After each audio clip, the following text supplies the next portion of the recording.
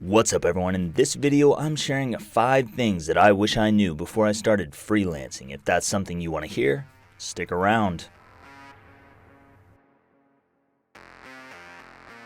For those who don't know me, I'm Lex DeVille, and on this channel we help people escape corporate prison and build a freelance empire. We share lots of freelance tips and tutorials, so if you're new, consider subscribing. Also, click the notification bell if you want to know as soon as I release a new video. This video topic is about 5 things that I wish I knew before I started freelancing. And some of these things are going to help you hopefully avoid some of the things that I ran into, or just maybe push your progress a little bit further, a little bit faster.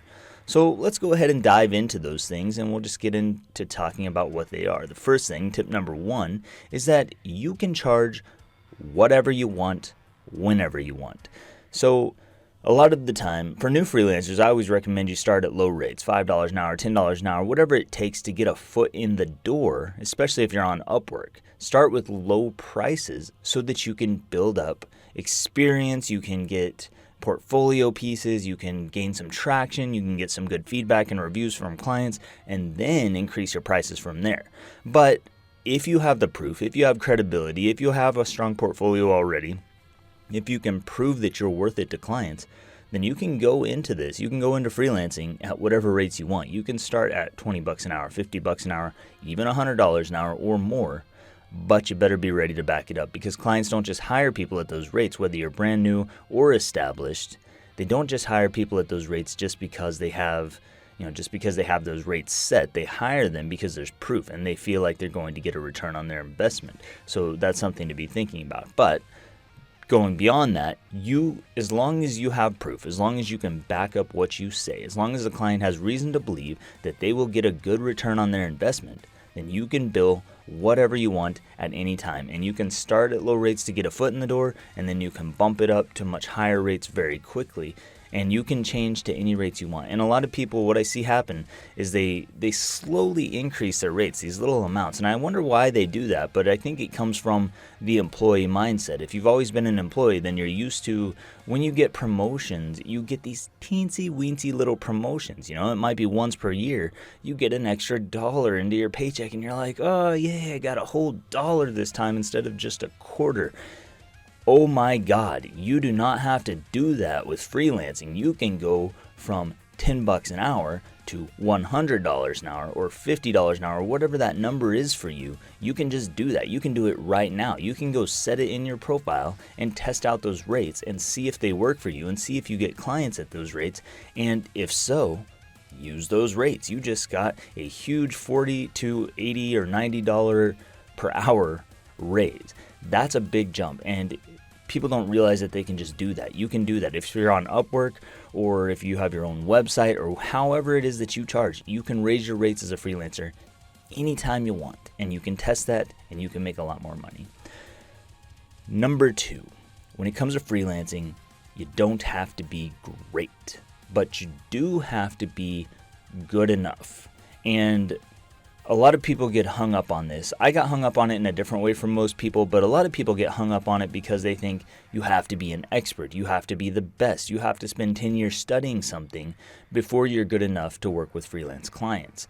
And their aim is to become greats. Like for copywriters, for instance, they often read every freaking copywriting book they can get their hands on so that they can become great before they feel confident enough to start working for clients. You don't have to do that. You can just be good enough. If you can write good enough copy, if you can do good enough web design, if you can manage social media good enough, but you're not great, you can still get paid, and you can still get paid very well. You can make a full-time income from this.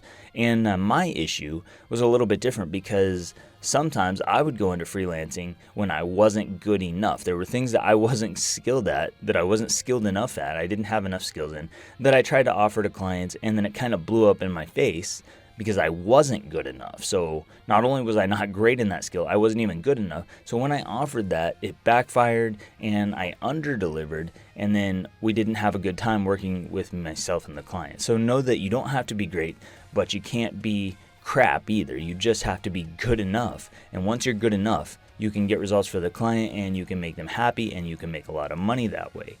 So this kind of leads into number 3, which is you can pick who you work with. You do not have to take every single gig that comes flying through the door. You don't have to work with every single client. Even if you're on Upwork and a client invites you, sends you an invitation, you don't have to work with them. If they don't fit your personality, if they're not a fit for you, just turn them down, decline them, reject them. I do it every day. And the reason I reject so many clients is because I have no interest in working with people who don't fit my personality, because it never goes the way I want. If they don't like my brand, if they don't like my style, if they need something completely off the wall that I don't do, those are not going to be good experiences for me. I like clients who are easy to work with, where I just go in, I deliver the work, it comes out really good because it's exactly what I'm used to delivering. It's the same kind of stuff I always deliver. That's like what makes me a great. It's not that I'm the greatest at what I do. It's that I'm good enough at what I do that I can deliver and get consistent results. And I only deliver the same kind of stuff over and over, so that when I deliver it, clients get something awesome for them because of my experience in that one thing. So pick who you work with. You can let clients filter themselves out. You can filter clients out. You can reject them. You can fire clients who aren't fit for you, but just know that you can pick the clients you work with. And as you grow, you can build up a client base of clients who are just perfect for you, that will fuel your business and take up less of your time while making you a lot more money. Number 4, I have to look at my list because I forget, but that's right. Number 4 is that some months generate a lot of money, like boatloads of cash, and some months are going to generate nothing. This is it's like an up and down, I don't know, it's the entrepreneur path, it's the freelance path. They're very similar, and you have ups and downs. There's going to be some months where you just find that clients are just flowing in the door, and maybe you're closing those clients left and right, or maybe it's just 1 or 2 clients, but you close them at these really high rates, $3,000 that month, $10,000 that month, whatever that number is for you, and you've got a lot of cash coming in. And the challenge with this is that when you've got big amounts of cash coming in, you have a tendency to spend more of it. For myself, I did that with my business. I spent more on my business. I was like, well, I got all this cash. This is going to hold me off for several months, and I can put more money into my business. So I did, and I put large amounts into my business at times. And then what I didn't realize is that that doesn't necessarily continue. So you get to the next month with freelancing, you still need to keep clients coming in. You still need to be sourcing leads and doing lead generation and talking with clients and preparing your next contract and project, because if you don't, you go from climbing this big mountain one month and then maybe flatlining, then boom, and then you drop and you have no clients suddenly, or projects close, or something happens, things get canceled. Like, it's so unpredictable. There's a lot of unpredictability in freelance unless you have built the foundations, built a steady client base up so that you always have money coming in.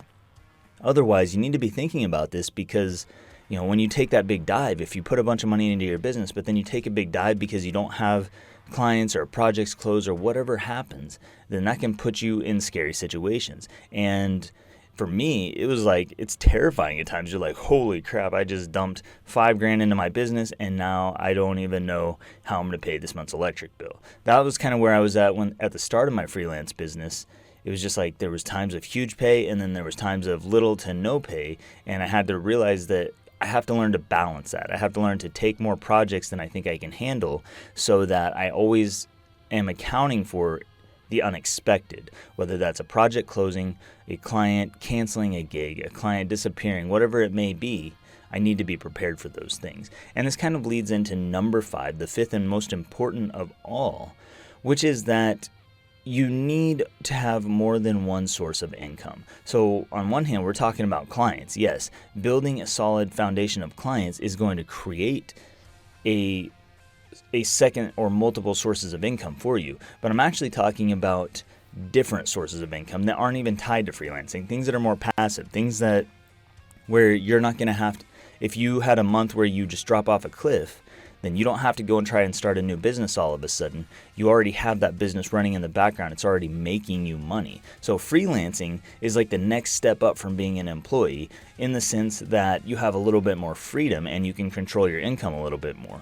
But it's not always steady or stable. So the way to stabilize freelance is to have other sources of income, whether that is you're teaching courses, whether that is you have AdSense running in the background, whether you're selling some kind of digital products, or you offer some other thing. Maybe you sell t-shirts, maybe you have your own YouTube channel and you run ads on YouTube and you make a little bit of money on that way. It doesn't have to be a huge full-time income. If you can get it up to those levels, that's even better, because the more of these little semi-passive income systems you have running in the background, the more steady and stable you can be with freelancing, because it just opens you up. Plus it gives you a lot of leverage. So if you know that your monthly expenses are covered outside of freelancing, like beyond freelancing and beyond Upwork, then you have so much leverage. It gives you a lot of power and confidence in yourself, so that when you go into freelance situations and freelance negotiations, let's say you're selling a website and you get on a call with a client,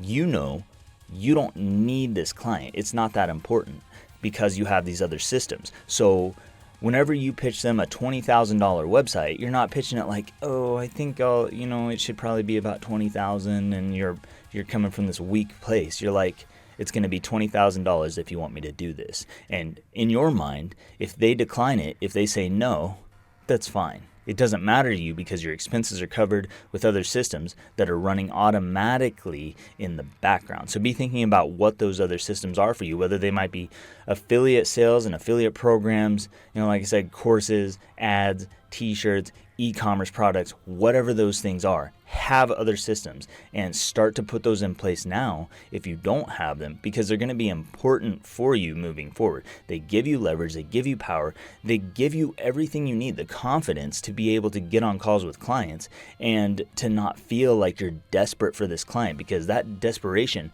transfers from you, that energy transfers from you to the client, and then it's going to put them off, and they're going to feel like they can challenge you. They're going to feel like they can ask for discounts or lower rates, or they're just going to feel scared away and they're not going to go for the rates that you offer them. So the more of these systems you have in the background, the more power you have to charge more in the front in your freelance business, and the more power you have overall to build your empire. That's about all I've got for this one. Yeah, I don't think there's anything else. That was number 5. I don't know. Anyway, by the way, we just launched a new course. It is on dealing with difficult clients. I guess I should tell you about that. It launched yesterday. It's a pretty good course. It's got a lot of modules, and we go through some dirty fighting tactics, and we also go through like some de-escalation techniques and what to do when clients make you do work and don't pay and all these things. If you want to check that out, there's a link, it's up there somewhere. Look up at the top of the screen, you'll see the link because I'll put it in there. And that'll give you it'll send you to my webpage, get a discount code, $9.99. Super inexpensive price to learn a little bit, actually learn a lot about how to deal with clients who treat you like crap. If that's something you're interested in, you've got that up there. Drop me a comment down below. Let me know what you think about these 5 points. If they have helped you, or if you have other points, drop those below. Maybe they'll help some other freelancer. That's all I got for this one. Thank you so much for watching. Subscribe if you want more of my videos. Click the get notification bell, and I will see you next time. Yes, I'm bald.